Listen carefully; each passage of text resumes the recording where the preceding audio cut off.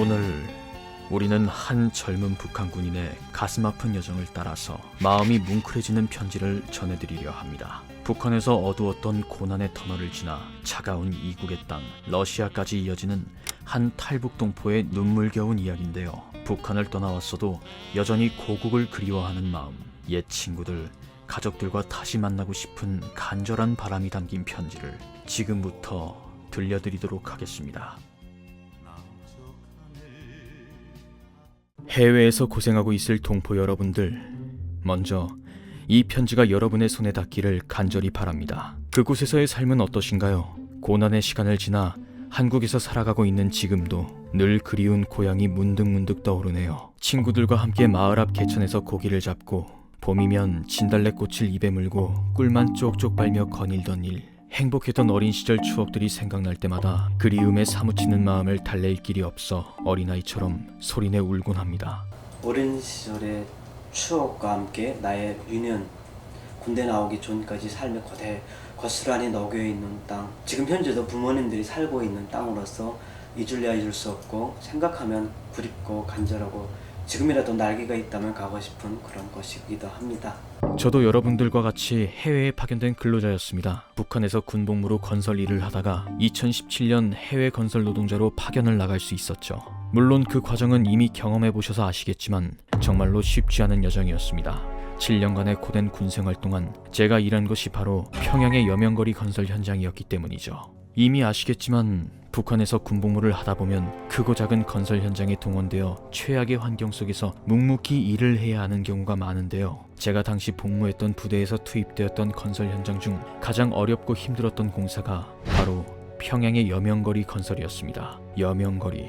2014년 3월 김정은이 지시를 내려 2015년 4월까지 건설을 끝내라고 했던 그 거리가 바로 여명거리였어요. 1년 안에 그런 짓거리를 완성한다는 게 상식적으로 도저히 말이 되지 않는 거였는데 미친 시였죠. 하지만 북한 사회라는 게 김정은의 지시 앞에서 알았습니다 말고 달리 할 말이 있겠어요? 1년 안에 모든 것을 이제 고리를 하나 완성한다는 게 정말 사람의 일반적인 상식으로서는 좀 불가능한 일인데 북한은 아지 않습니까? 오직 절대 복종이 강요되는 그런 사회로서 그게 이제 선봉에는 군인들이 섭니다. 그게.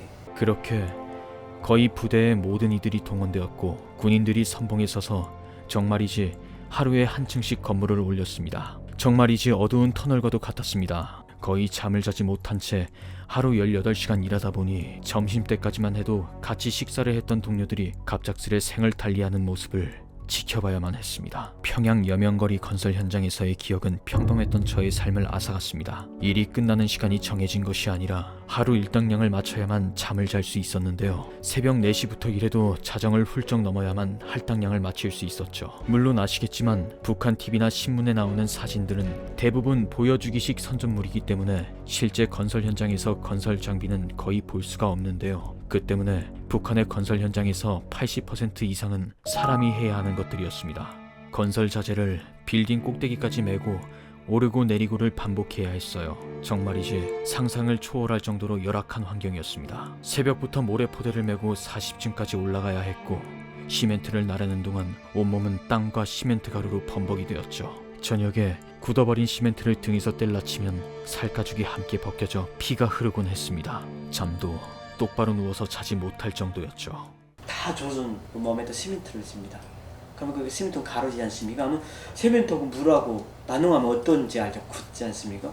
그 한 서너 시간 나르면 이렇게 양생이 돼서 몸이 이렇게 뻑뻑해집니다. 이렇게 굳어가지고 거북이 잔동처럼. 나중에 이렇게 저녁에 이렇게 뚝 떼면 이제 거죽이 쭉 벗겨집니다. 그래서 시뻘겋게 피 나오는데요. 그래서 군인들이 자는 거 보면 옆으로 자면 다 엎어서 잡니다. 이렇게. 지금도 분명히 이렇게 잤지만 조금 자다거나 깨나 보면 이렇게 옆으로 아니면 엎드려 자고 있어요. 지금도 그때 습관이 남아 있어가지고. 하지만 가장 힘들었던 건 너무 피곤해 밥 먹을 때조차 숟가락을 쥐고 졸다가 자주 음식에 코를 박곤 했던 동료들의 마지막을 곁에서 지켜볼 수밖에 없었던 것이었습니다. 미장하다 깜빡 졸았을 뿐인데 졸다가 균형을 잃어 30층 이상 되는 높은 빌딩에서 하루에도 심심치 않게 대여섯 명씩 추락했죠. 분명 점심때까지만 해도 같이 밥을 먹으며 군 제대 후 결혼부터 하겠다고 웃으며 장난치던 전우였는데 같은 공간에서 잠을 청할 때마다 코 고는 소리가 시끄럽다고 서로 타박하던 친구였는데 군인들이 전쟁터가 아닌 건설 현장에서 생을 마감할 줄 누가 알았을까요? 시신조차 남지 않을 정도로 산산이 부서져 있는 동료들의 모습이 제게 큰 트라우마로 남아 그때의 기억이 떠오를 새면 속을 개어내지 않고서는 온전한 정신으로 버티기 어려울 정도입니다. 새벽이 밝아온다는 듯의 아름답고 웅장한 여명거리가 20대 군인들의 피와 땀 그리고 죽음 위에 세워진 거리라는 것을 정말이지 전 세계인들에게 알리고 싶은 마음뿐입니다.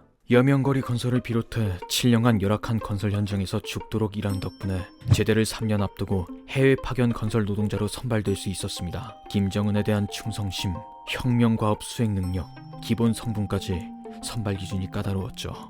게다가 20명 이상의 추천을 받아야만 해외 파견 노동자로 선발될 수 있었는데 저는 2015년에 선발되어 17년까지 총 3년간 검증을 받은 후에야 2017년 드디어 북한을 떠나 러시아로 갈 수 있었습니다.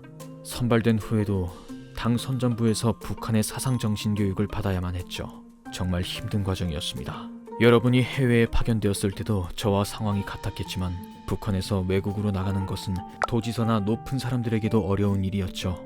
거의 불가능에 가까운 꿈같은 외국살이를 제가 경험할 수 있게 되었다는 것이 믿기지 않았습니다. 특히 비행기를 처음 탔을 때 그 기분, 그 큰 비행기가 저를 포함해 그 많은 사람을 태우고 날고 있다는 사실이 믿기지 않았어요. 너무나 들떠서 기내식은 쳐다도 보지 않은 채 북한을 발밑에 두고 있다는 생각에 괜히 뿌듯하더라고요. 사실 저는 집안 환경 탓에 대학을 가지 못하고 군대에서 장교가 되기 위해 밑바닥부터 진짜 안 해본 고생이 없을 정도였거든요.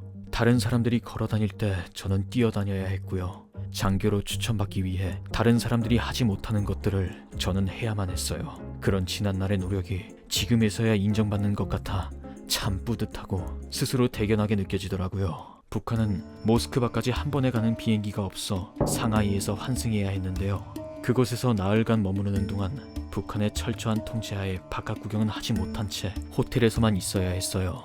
태어나서 처음으로 묵은 호텔에서 푹신한 침대에 누워 잠을 청하려 하니 정말 눈물이 날 정도로 좋더라고요. 호텔에도 가서 이제 푹신한 침대에서 잔다는 게 얼마나 좋겠습니까? 정말 잠이 안 올 정도로 우스갯소리 하지 않고 차를 주지 않습니까? 차를 차 먹은 기억이 없어가지고 차에 있는 건 뭐야 하고 다 찢어가지고 이렇게 주전자에 이렇게 끓여가지고 이렇게 또 먹던 설탕 있으니까 설탕 먹어서 그거 차를 다 먹었던 기억이 나고요. 네, 씹어 먹었던 기억이 나고요. 북한에서는 해외에 노동자를 파견 보내기 전에 저 때는 일부러 머리를 길러 일반 시민인 것처럼 변장을 시켰는데 요즘도 그런지는 모르겠네요. 그러다 보니 호텔 거울에 비친 제 모습이 낯설게 느껴지더라고요. 군인 같지 않은 모습에 또 북한에 남아있었다면 경험해보지 못했을 호텔이라는 곳에서 이렇게 호화롭게 지낼 수 있다니 러시아에 가서도 행복한 순간이 펼쳐질 거라는 생각에 마음이 쉽게 안정되지 못하고 계속 구름 위에 누워있는 것처럼 마음이 들떴습니다. 하지만 행복했던 건 정말 잠시였죠. 모스크바 역시 북한과 다를 것 없는 지옥과도 같은 곳이란 걸 그곳에 도착하고 나서야 알았죠. 지옥이 시작되었다는 것을 말입니다. 모스크바의 한 아파트 건설 현장에서 일했는데 군인 신분으로 나간 거라 월급은 한 푼도 받을 수 없었습니다. 물론 군복무 중에 나왔으니 당시에는 월급을 받지 않는 것을 당연하게 생각했어요. 평생 소원이 배불리 먹는 것이라 외국에 나가 끼니를 거르지 않고 일할 수 있는 것만으로도 행복했죠. 지금 생각해보면 어처구니 없는 생각이었지만 모스크바에서의 삶은 북한에서의 삶과 달라진 것이 그리 없었습니다. 다만 옥수수밥에 시래기국 정도만 먹을 수 있었던 북한에서와 달리 쌀이 넘쳐나는 모스크바에서는 쌀밥을 배부르게 먹을 수 있었어요. 김정은의 생일날같이 특별한 날에만 먹을 수 있었던 고기도 모스크바에서는 종종 먹을 수 있었죠. 원래는 모스크바 측에서 기숙사나 통근버스를 지원해주려 했지만 북한은 거절했어요. 저희들을 위해 쓸 돈이 있으면 모두 북한에 보내달라고 요청했다고 하더라고요. 그렇게 퇴근도 하지 못한 채 밤에는 아파트 지하에서 담요 하나 덮고 자며 아침 7시부터 자정까지 내리 일만 해야 했습니다. 그게 어디 사람다운 삶이었을까요? 아마도 지금 제 편지를 듣고 계신 다른 동포분들도 저와 마찬가지로, 아니 더 지옥 같은 환경에서 정말 상상도 할 수 없는 고난의 삶을 묵묵히 살아가고 계시겠죠. 제가 여러분들을 위해 할 수 있는 건 포기하라는 말밖에 없어 죄송하고 또 죄송합니다. 그렇지만 정말로 포기하지 마시길 바랍니다. 분명한 건 희망을 품고 살아가다 보면 언젠가는 제가 그랬던 것처럼 고난의 삶을 벗어날 기회를 만나실 수 있으실 거예요. 그때까지 건강히 희망을 잃지 말고 지내시길 간절히 바라겠습니다.